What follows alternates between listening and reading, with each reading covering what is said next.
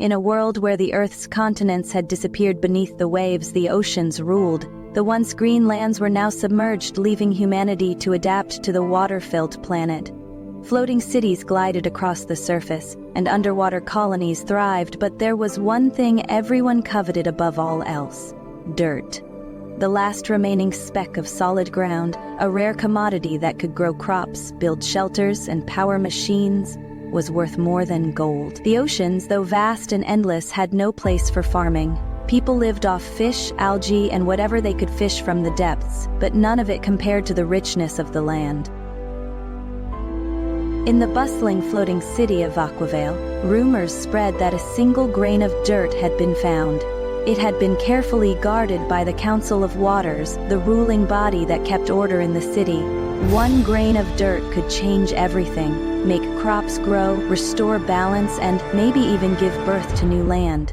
Lena Carter, a resourceful young woman, had heard whispers about the grain. Her family had been struggling for years to keep their small garden of seaweed alive, but she dreamed of seeing something real grow again. Plants, flowers, trees, like the stories her grandmother told.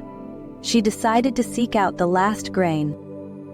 One night, Lena Carter slipped through the shadowy streets of Aquavale to the Vault of the Earth, a heavily secured underground facility where the precious grain was stored. The vault was said to be impenetrable, but Lena Carter had one advantage: she knew the tides. Inside the vault, she found the grain of dirt. It sat in a small glass jar, glowing faintly in the moonlight. The faintest smell of earth lingered in the air around it. She gently picked it up, feeling its weight in her palm, knowing it was more valuable than anything she had ever touched. As she stepped back, the vault door slid shut and the room filled with alarms.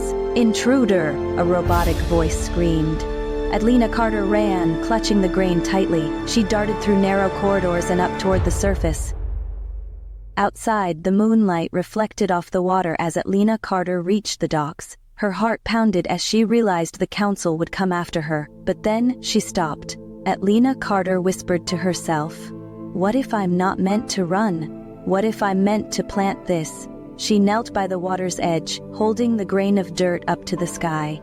With a deep breath, she placed it gently into the wet sand. The grain sank into the water. For a moment, nothing happened. Then, slowly, a single shoot of green emerged, twisting toward the sky. It wasn't much, just one plant, but it was enough. In a world of water, Lena Carter had found the power of life.